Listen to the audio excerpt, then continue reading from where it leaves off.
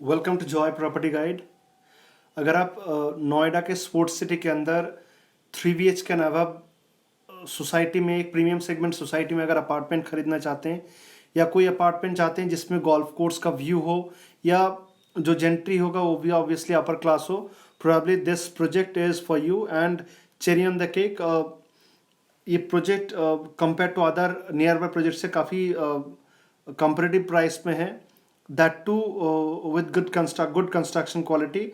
और जहाँ पे नोएडा में किसी भी सेक्टर में अगर आप देखेंगे, you talk about sector 137, 168, any other sector which is habited as of now, उस जगह में आप देखेंगे पर एकड़ ज़मीन में ऑलमोस्ट 150 से लेके 250 नंबर ऑफ फ्लैट आपका बने हुए हैं। इस जगह में सिर्फ 1 एकड़ ज़मीन में 54 फ्लैट है।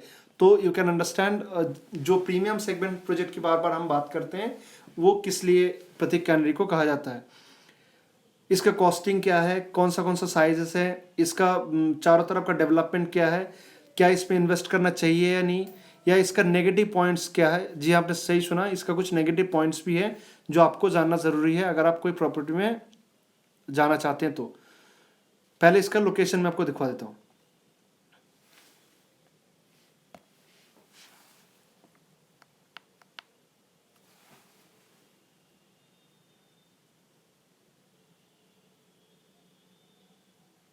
नोएडा में सेक्टर 150 के लोकेशंस दिखवा देता हूँ और जाने के टाइम पे कौन सा रूट से आपको जाना है वो भी आपको पता चल जाएगा। बेसिकली नोएडा एंटर करने का 3 रास्ता है। एक रास्ता जो सीधा आप अक्षरधाम होके सीधा सीधा आप एंटर करते हैं। दूसरा रास्ता आप डीएनडी होके एंटर कर सकते हैं, जो सीधा डीएनडी आपका नोएडा ग्रेटर नोएडा एक्सप्रेसवे आपको मिला देता है।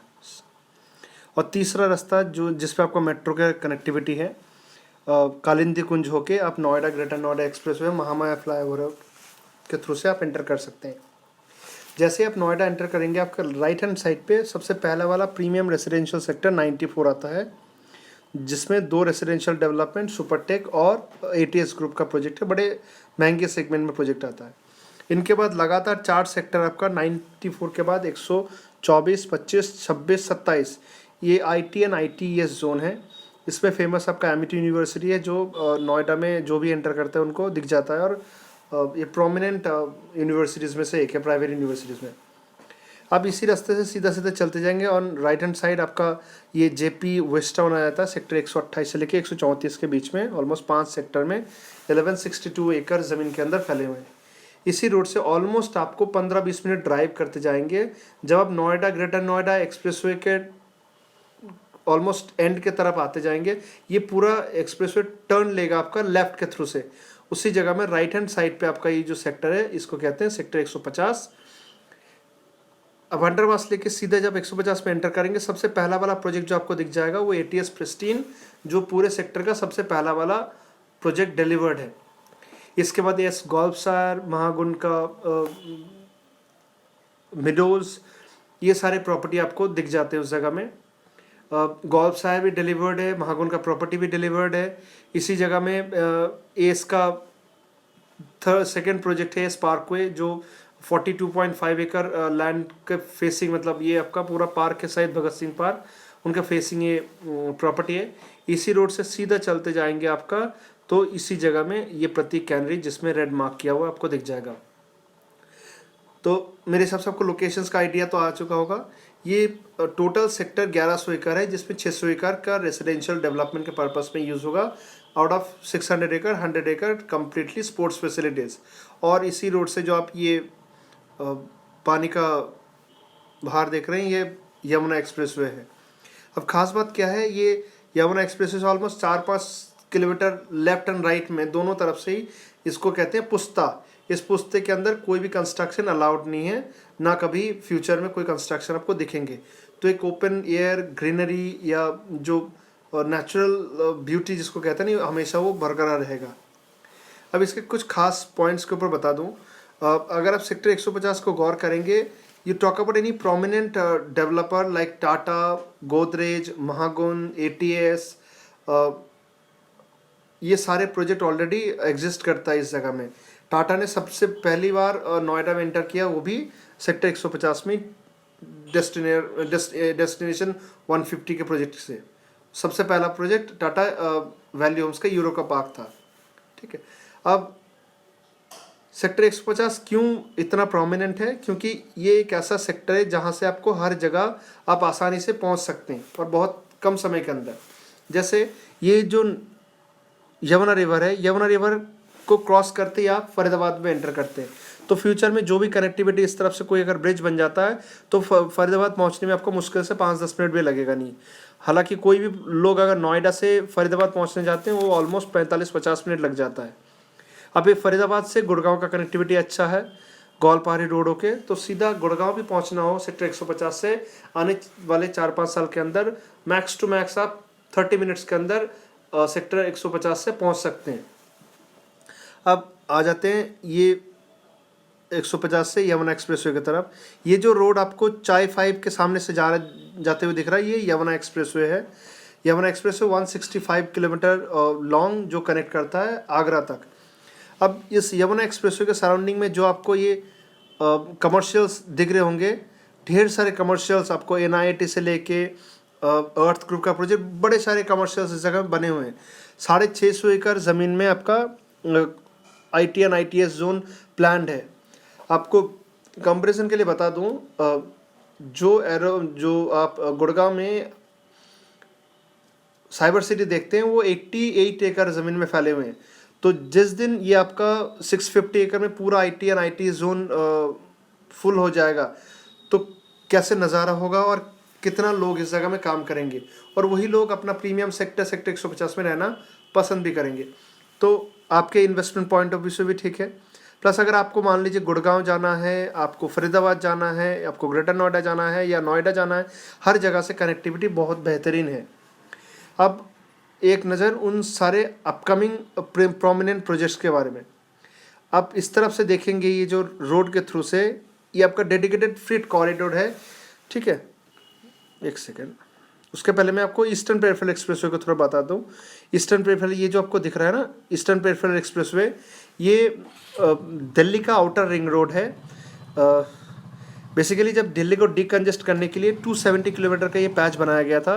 135 किलोमीटर आपका ईस्टर्न पेरिफेरल एक्सप्रेसवे और 135 किलोमीटर वेस्टर्न पेरिफेरल एक्सप्रेसवे आज के दिन में कंप्लीट है। ये मैं दूसरे स्लाइड में डिटेल्स में बताऊंगा, आपको ये रोड दिखा दिया। तो दैट मीन्स अगर किसी को इधर से गुड़गांव जाना हो या मानेसर जाना हो या पलवल जाना हो, आराम से ये रोड पकड़ के भी जा सकता है। और आज के दिन में ये बड़े प्रोमिनेंट रोड में एक माने जाते हैं। प्लस ये जो आपको स्ट्रेट लाइन दिख रहा है आगे, ये आपको डेडिकेटेड फ्रीट कॉरिडोर आ रहा है। डेडिकेटेड फ्रीट कॉरिडोर जिस दिन तैयार हो जाएगा कंप्लीट पोर्शन, तब आप मुंबई से लेके दिल्ली सामान आप मैक्सिमम 30 घंटे के अंदर अंदर पहुंचा सकते हैं, जहाँ पे आज के दिन में काफ़ी ज़्यादा टाइम लगता है। और पेरिशेबल आइटम जो होता है वो पेरिशेबल आइटम ज़्यादा दिन चल भी नहीं पाते, मतलब टिक भी नहीं पाते। तो एक कॉमन पर्सन जो अपना सारे अनाज से लेके छोटी छोटी चीज़ें हैं, वो सारे चीज़ भी आपको बहुत सस्ते रेट पे उपलब्ध होगा फ्यूचर में। प्लस ये पूरे एरिया को भी बिजनेस के प्रोस्पेक्टिव से बढ़ोतरी मिलेंगे। और इसी जगह में लॉजिस्टिक्स हब्स बन रहा है। ये लॉजिस्टिक्स हब जब मल्टी लेवल लॉजिस्टिक्स हब बन जाएगा तो इस जगह में काफ़ी हद तक जॉब आपका आएगा। ये DMIC का जो प्रोजेक्ट है, Delhi Mumbai industrial freight corridor, ये इंडिया का सबसे कॉस्टली प्रोजेक्ट में से माना जाता है। ऑलमोस्ट 5 लाख करोड़ का ये प्रोजेक्ट है, $90 बिलियन कॉस्ट। ठीक है, और ये यमुना एक्सप्रेसवे के साथ साथ आप देखेंगे यमुना एक्सप्रेसवे आज के दिन में फिल्म सिटी प्लान हो चुका है। सबसे प्रोमिनेंट जो आज के दिन में हर दिन न्यूज़ में आ रहा है, आपने देखा होगा, ये सिर्फ इंडिया का नहीं पूरे एशिया का लार्जेस्ट इंटरनेशनल एयरपोर्ट बन रहा है आपका जेवर international airport. Plus film city already plan हो चुका है, 1000 एकड़ ज़मीन ऑलरेडी अलॉट हो चुका है। बाबा रामदेव का 1000 एकड़ ज़मीन उनको अलॉट हो चुके हैं, जहाँ पे पूरे इंडिया का सबसे बड़ा फूड पार्क बनने वाला है। और नाइट सफारी जो सिंगापुर जाते हैं उन लोगों के लिए उन्होंने हमेशा उस जगह जाना पसंद करते हैं, क्योंकि नाइट सफारी एक अट्रैक्शंस होता है। वो नाइट सफारी भी आपका यमुना एक्सप्रेसवे के अंदर आ रहा है।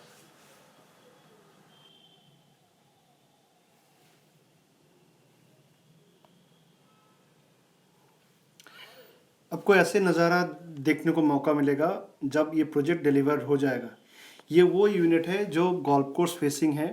इनके सामने जो आप देख रहे हैं ये this is the club house जो आपका प्रतीक कैनरी ग्रुप का है। ये आपका गोल्फ कोर्स है, 9 होल गोल्फ कोर्स, इनके लगा हुआ आपका गोल्फ क्लब भी है। ठीक है, तो ये सारे के सारे यूनिट आपका गोल्फ कोर्स फेसिंग होगा और उनके ऑपोजिट साइड का जो यूनिट्स होंगे वो सारे यूनिट आपका रोड फेसिंग है। हालांकि 4 टावर है जिसमें 4:4 है, बाकी टावर आपका 2:4, मतलब जो भी अपार्टमेंट आपका 4 BHK एंड अबव होगा, 2555 एंड अबव, वो सारे में सिर्फ एक टावर में 2 ही यूनिट है। तो दैट मीन्स आपको गोल्फ कोर्स का व्यू भी मिलेगा, रोड के साइड में व्यू भी मिलेगा, या यमुना एक्सप्रेसवे का व्यू भी मिलेगा। This is how it will look like. ये मैं थोड़ी देर पहले जिक्र कर रहा था, ये सारे स्पोर्ट्स का फैसिलिटीज़ है। ये आपका क्लब हाउस है, सामने स्विमिंग पूल है, आपको नीचे से ऐसे नज़ारा दिखेंगे। ठीक है ना। अब इसके सबसे ये दिस इज़ द एंट्री जो प्रोजेक्ट से आप एंटर करेंगे।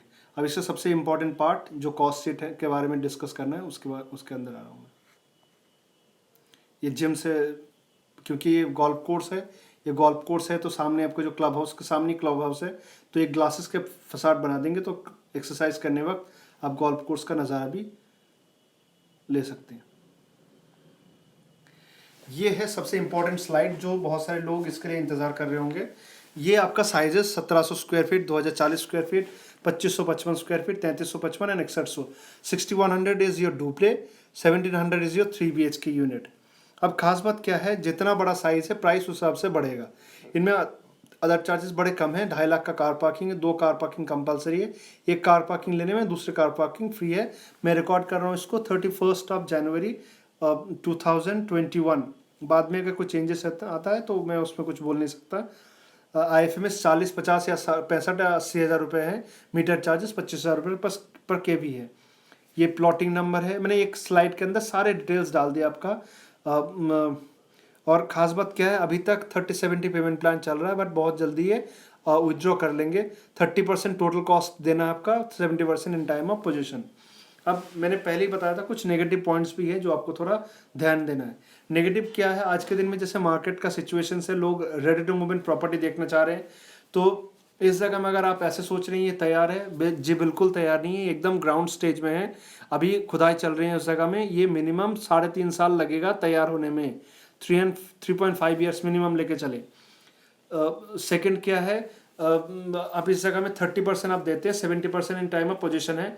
तो इन द मीन टाइम अगर आप चाहते हैं 2 साल 3 साल के अंदर पोजीशन मिल जाएगा, या थोड़ा सा बहुत सारे प्रोजेक्ट तैयार हो गया, आपका रेट मतलब बड़ा साइज जो है, बड़ा साइज में जनरली प्राइस सस्ता होता है, इसमें आपको महंगा होगा।